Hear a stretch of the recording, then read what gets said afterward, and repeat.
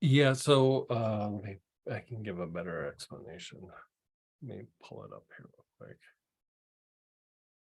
I'm in the process of writing like 4 or 5 classes, so I don't want to get them mixed up. So I'll just tell you like kind of the bullet points. So we're treating this thing called we're treating this process, like enhancing this process. It's kind of what we were talking about.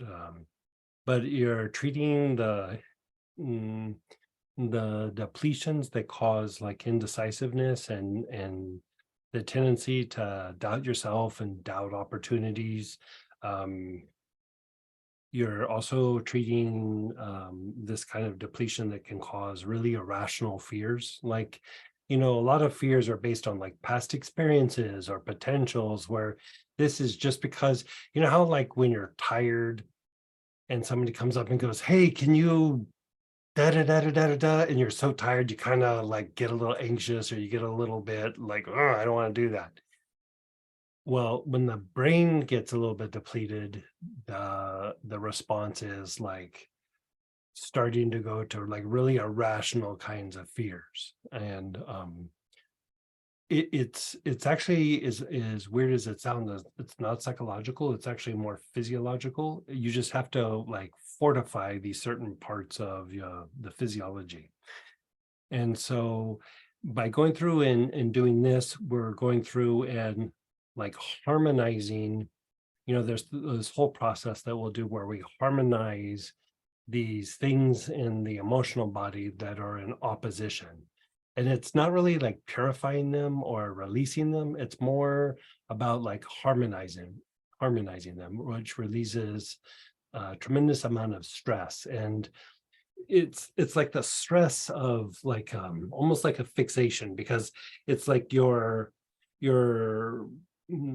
consciousness is trying to resolve something that's almost like unresolvable because of the pattern. And so all it is just this like gentle unwinding so that these things can harmonize. And so basically it's what people say, like, "Oh, just go with the flow," or "you flow around the problem," or "you flow over this."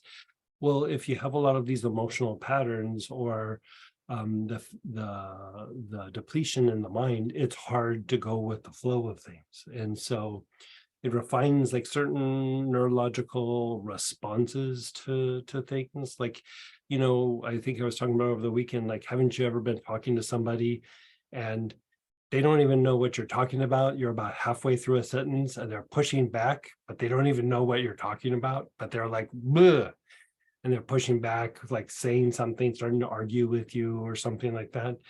That is due to these like kind of agitated neurological responses. And um, these patterns are what generate, or what start to cause the production of some of our lower emotions. And let's see, what else do we have here? Also harmonizing with opposition both in the body and in the environment. And it improves the refinement of the will. Like it doesn't make you more aggressive or more pushy. It actually makes you more refined, more subtle, more um, your will becomes refined because you see like a bigger picture and you see how things play out, where a lot of times people are being pushy because they just see right now. And so when you shift up more into the mental will, you see bigger picture, you see more strategy, you see consequences, you make better decisions, you see how things play out, you see like, okay, even if I make a mistake, I can adjust. So there's all these aspects. And part of that, I mean, the idea of Ganesha, why Ganesha has an elephant head, is the energy from the basic moves up, activates all the chakras, activates the brain, and it's Kundalini that's moved up to the upper centers. So your energy centers become more refined, the brain becomes more refined, and you become the remover of obstacles. And so, like in the Hindu tradition, you would pray or you do devotional practices to Ganesha, but a Ganesha is um, symbolic of like a holy master. It is Like if you listen to like spiritual teachers that are teaching very deep inner teachings, they don't refer to Ganesha, they'll refer to a Ganesha, like, oh, that person's a Ganesha, right? It's this ability to kind of go with the flow and refine these things. And it's really about breaking down these patterns that we're talking about. And then everything just starts to kind of fall in place. So it's very different than like cleansing something, releasing something. This is more about harmonizing something. And even the thing where we did in the last weekend, where we're addressing agitation in the brain from opposition from other people. This is like another aspect to that, but more internal. Like last weekend was more external. This one's more about it being internal and how you handle the people more in not necessarily people and or situations. You just are able to flow much better. So yeah. Anytime you see the word light, it's not just light is the fuel for divine intelligence or the creative processes, but in the light, when you're able to harness the light, there's guidance and instruction in the light. And most people, we just kind of experience the light, but when you're really able to make space for the light to come in and be able to sit with it, you get like guidance or instruction from the light. That's why for so long I keep going intuitive intelligence. You know, we want to develop the intuition, because the intuition is basically how you are able to translate the information coming in from the light. You know, I was teaching a big class over in India, I don't know, a couple months ago. And, you know, the person said to me, the person that's the head of the center in ashram, they said, why did you choose this? And why did you choose that? Like, you know, like talking about some of the technique. And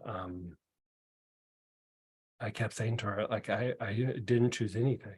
And she goes, no, you laid out this thing. Like, why did you choose these things? And, you know, mysticism is different than other kinds of spiritual practice. It's more like doing something from the inside out. And, you know, I kept saying to her, like, no, it's not about me choosing something. I go, I was given instruction. And she goes, well, who are you giving instruction? You know, who gave you the instruction? And I was like, the light, like when you're able to sit in with the light, it gives you the instruction of what to do and how to do it. Like sometimes you have to sit and like tweak it a little bit because your brain doesn't get it all the way, but the more you kind of do it, all of a sudden you'll feel like, oh, I feel inspired to do this. I feel inspired to do that. I feel the need to do this. I feel the need to do that. And then the will becomes refined because you already have guidance. So you just go, I have to do what the light is telling me to do. I have to do, you know, it's not like you're doing it 24/7, but you're doing it really when you need to. You're developing the ability to call it on when you need it. And so that's basically what this class is starting to tap into.